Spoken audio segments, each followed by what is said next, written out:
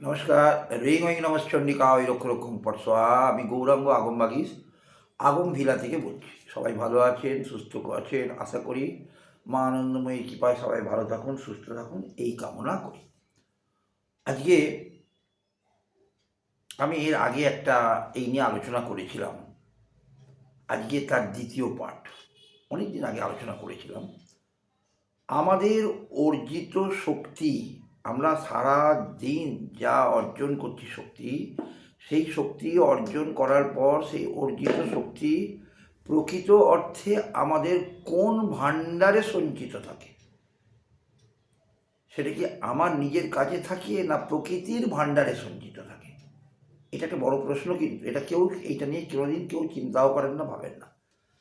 ভাবেন যে আমার জ্ঞান অর্জিত সঞ্চয় যা করলাম, যে জ্ঞানটি আমি অর্জন করলাম, সঞ্চয় করলাম, সেই জ্ঞানটি আমার কাছেই আছে না? কখনোই তা নয়। আপনার কাছে কোনো জ্ঞানই সঞ্চিত থাকে না। ফ্রম চাইল্ডহুড, মানে একদম ছোটোবেলা থেকে আপনি যা পড়াশোনা করলেন, যেটুকুন জ্ঞান অর্জন করলেন, একদম শেষে গিয়ে যেখানে আপনার পরিসমাপ্তি ঘটল পড়াশোনার ক্ষেত্রে, সেই পর্যন্ত আপনি যেটুকুন জ্ঞান সঞ্চয় করলেন, পরবর্তীকালে আপনি যে পেশায় যুক্ত সেখানেও আপনি কর্মের মধ্যে দিয়ে যে জ্ঞান সঞ্চয় করলেন, সেই জ্ঞান সঞ্চিত ভাণ্ডার আপনার মধ্যে থাকে কি? একটু চিন্তা করে দেখবেন তো। অসম্ভব। কারণ সামান্য একটু জ্ঞান ভাণ্ডার যদি বেশি হয়ে যায়, আপনার একটু বেশি পরিমাণে আপনি যদি জ্ঞান অর্জন করার চেষ্টা করেন এবং পর মুহূর্তে দেখবেন আপনি অসুস্থ হয়ে পড়ছেন। কারণ কিছু জিনিস করার সঙ্গে সঙ্গে আপনাকে রেস্ট অফ মাইন্ড নিতে হয়, মাইন্ডটাকে রেস্ট দিতে হয়। তার ফলে আপনি যখন মাইন্ডটাকে রেস্ট দিচ্ছেন, দেওয়ার পরে দেখবেন আবার আপনার মনের মধ্যে পরবর্তী অধ্যায়টা সংযোজন হয়ে যাচ্ছে, যাতে সেই পরবর্তী অধ্যায়ের জ্ঞানটাকে আরোহণ করবার জন্য।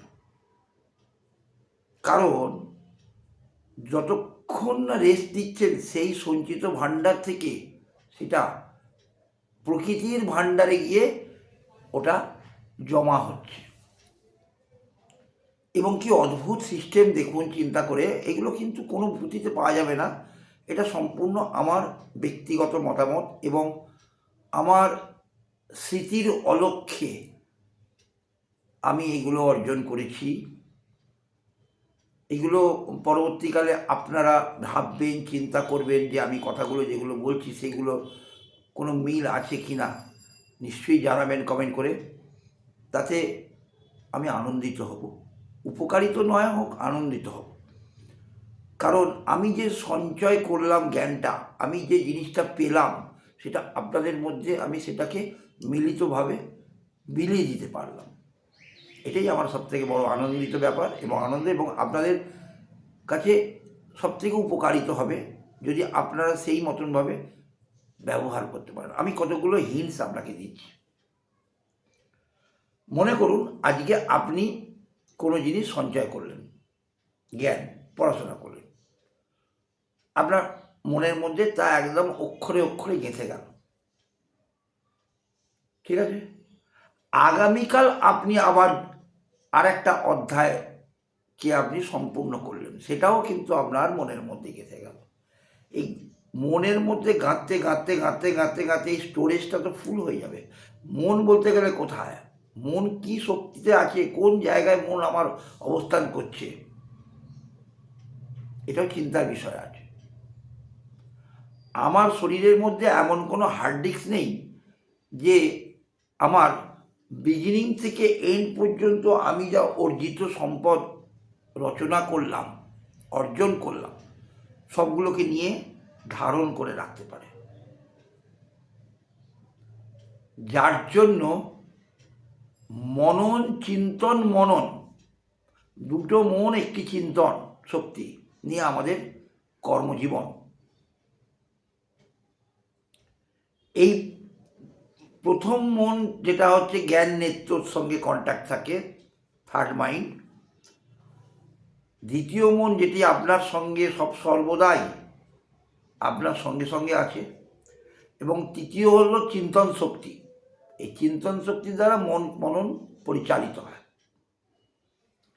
এবং আপনি চিন্তা করে দেখবেন, আমি যে কথাগুলো বলছি খুব ভালোভাবে একটু চিন্তা করবেন, দেখবেন মিলিয়ে নেবেন, দেখবেন মিলে যাচ্ছে। আমরা যে ইথার তরঙ্গ দেখি না, অসংখ্য ইথার তরঙ্গে অফুরন্ত ভাণ্ডার। সেখানে রাম সাম যদু মধু হেনা তেনা যত মানুষ আছে পৃথিবীতে, কয়েক লক্ষ কোটি মানুষ যারা জ্ঞান সঞ্চয় করছেন, সবার জ্ঞান কিন্তু এই ইথার তরঙ্গে লুকায়িত আছে। এবং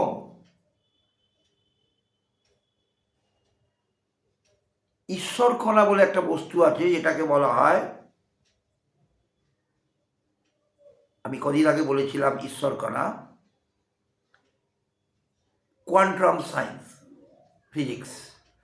এই কোয়ান্টাম ফিজিক্স কিন্তু এই ইথার তরঙ্গের মধ্যেই লুকায়িত। এই জ্ঞান থেকে কোয়ান্টাম ফিজিক্স একটা জিনিস কালেকশন করে, শক্তিকে।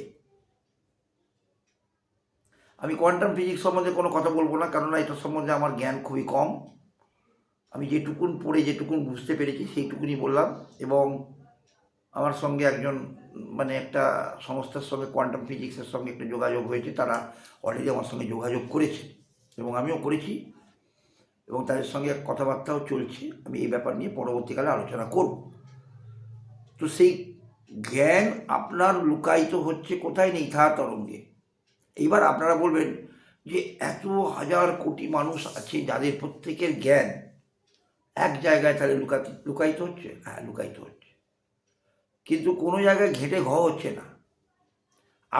আপনার জায়গায় রয়েছে, রামের জায়গায় রয়েছে, শ্যামের জায়গায় রয়েছে। মানে প্রকৃতির হার্ড ডিস্ক যদি বলা হয়, তাহলে ইথার তরঙ্গ হচ্ছে প্রকৃতির হার্ড ডিস্ক।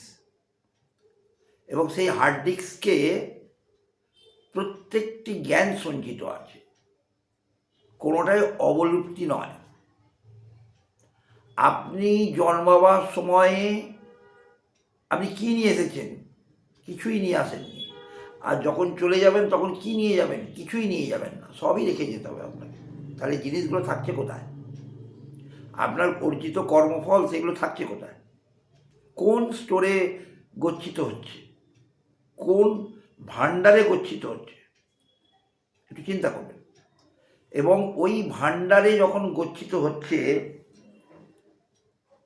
সেখানে আবার পরবর্তী সময়ে আপনার যখন দরকার হচ্ছে, আপনি সেখান থেকে কী করে আবার তাকে নিজের মধ্যে আবার আনয়ন করে নিচ্ছেন? যখন আপনার প্রয়োজন, তখন আবার প্রয়োজন শেষ হয়ে যাওয়ার পর, যেমন আমরা কম্পিউটার করি, যেমন আমরা মোবাইল করি, তেমনি কাজ হয়ে যাওয়ার পর আমরা ফাইলটাকে অফ করে দিই, ফাইল আবার যথারীতি